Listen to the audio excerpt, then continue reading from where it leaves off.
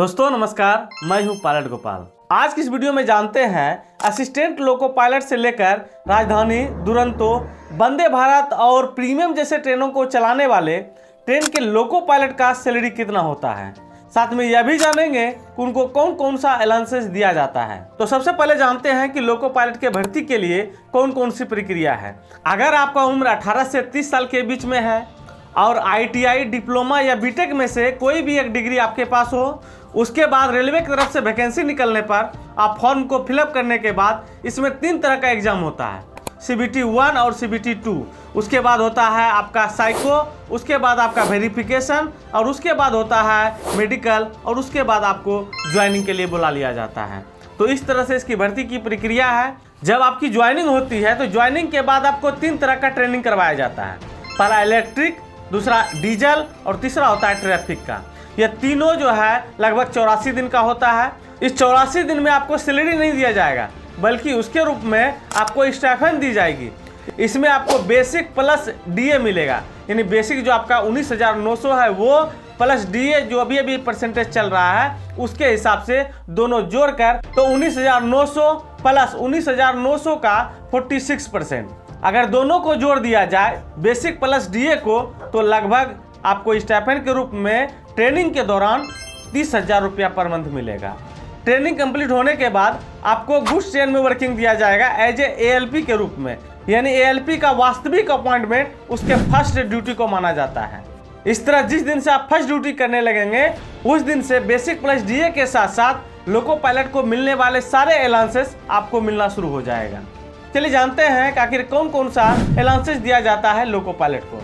तो सबसे पहला होता है DA, जिसको कि डियरनेस अलाउंस कहा जाता है, हिंदी में महंगाई भत्ता, जो प्रेजेंट में 46% चल रहा है और आने वाले समय में ये चेंज हो जाएगा। उसके बाद है HRA यानी हाउस रेंट अलाउंस। जहां पर आप ड्यूटी करेंगे अगर वहां पर आपको रेलवे का क्वार्टर मिल गया तो यह पैसा कट जाएगा, और अगर आपको रेलवे क्वार्टर में नहीं रहते हैं तो उसके बदले में कहीं और बाहर रहने के लिए हाउस रेंट अलाउंसेस दिया जाता है। HRA 3 कैटेगरी में बांटा गया है, X, Y, Z। X में मेट्रो सिटी को रखा गया है, Y जो सिटी अच्छे कैटेगरी में आता है, और तीसरा है Z जो कि रिमोट एरिया है, यानी जो मेन सिटी से हटकर है, तो उस जगह को Z कैटेगरी में रखा गया है। X में जो मेट्रो सिटी में रहते हैं उसको बेसिक का 27% और जो Y में है उसको 18% और जो Z में है उसे 9% मिलता है।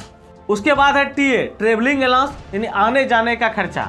उसके बाद किलोमीटर अलाउंस यानी कि असिस्टेंट लोको पायलट से राजधानी, दुरंतो और वंदे भारत जैसे ट्रेन को चलाने वाले लोको पायलट जितना दूरी तय करेंगे उसके हिसाब से इसको पैसा मिलता है। नेक्स्ट है सेल अलाउंस। आप देखते होंगे कि लोको पायलट और असिस्टेंट लोको पायलट रात में टॉर्च जलाकर ऑल राइड दिखाते हैं, तो उसमें जो बैटरी खर्चा होता है उसके लिए सेल अलाउंस दिया जाता है, यानी बैटरी का पैसा अलग से मिलता है। नेक्स्ट है नाइट ड्यूटी अलाउंस, यानी नेचर के विरुद्ध अगर आप ड्यूटी करते हैं तो रात के 10 बजे से लेकर सुबह के 6 बजे तक, तो इसके लिए पैसा इसका अलग से मिलता है। नेक्स्ट है NHA नेशनल हॉलीडे अलाउंसेस। जैसा कि आप लोग जानते होंगे कि ट्रेन का चक्का कभी नहीं रुकता है, यह हमेशा चलते रहता है, चाहे पर्व हो, त्यौहार हो, कोई भी फेस्टिवल हो, कुछ भी हो। तो इस दौरान जो भी कर्मचारी ड्यूटी करते हैं तो उसको अलग से नेशनल हॉलीडे अलाउंसेस मिलता है। उसके बाद है लीव अलाउंसेस, यानी लोको पायलट यदि छुट्टी में घर जाते हैं तो उसके छुट्टी के लिए भी अलग से अलाउंसेस दिया जाता है। तो यह रेलवे में सिर्फ रनिंग कर्मचारी को दिया जाता है, किसी और डिपार्टमेंट में यह सुविधा अवेलेबल नहीं है। तो इस तरह से लोको पायलट को बेसिक के साथ साथ इतने अलाउंसेस दिए जाते हैं। ट्रेनिंग के बाद जब ALP इंडिपेंडेंट ड्यूटी करने लगते हैं तो उसके बेसिक में सारे अलाउंसेस जुड़ जाते हैं। तो इस तरह से असिस्टेंट लोको पायलट का सैलरी 40 से 50,000 के बीच में होता है। जब assistant loco pilot senior assistant loco pilot बनते हैं 2 साल के बाद तो उसका ग्रेड पे भी चेंज हो जाता है और बेसिक भी चेंज हो जाता है, और कुछ सीनियर ALP मेल और पैसेंजर चलाने लगते हैं। तो सीनियर ALP बनने के बाद लगभग एक असिस्टेंट लोको पायलट का सैलरी 50,000 से 70,000 के बीच में होता है। सीनियर ALP के बाद LPG के लिए प्रमोशन होता है। ऐसे उसके पहले सेंटर और ET भी बना दिया जाता है।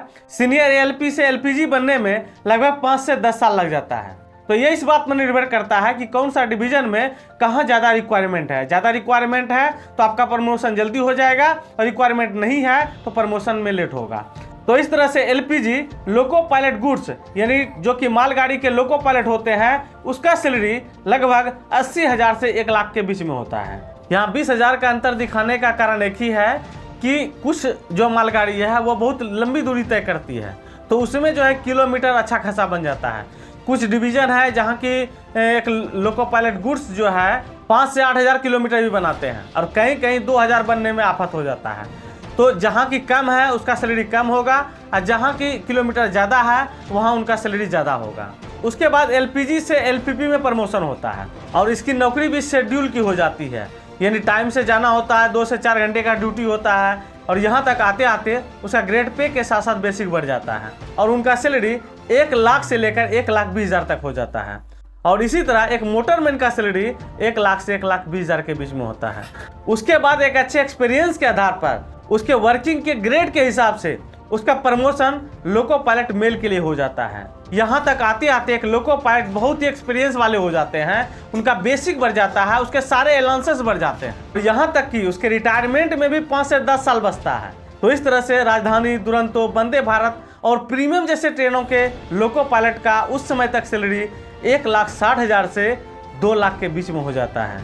तो दोस्तों, हजारों लोगों को उसको मंजिल तक पहुंचाने और हजारों करोड़ की जिम्मेदारी लेने वाले एक लोको पायलट का सैलरी कैसा लगा कमेंट सेक्शन में जरूर बताइएगा।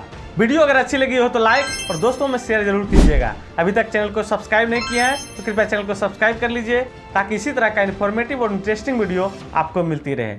फिर मिलते हैं नेक्स्ट वीडियो में। धन्यवाद।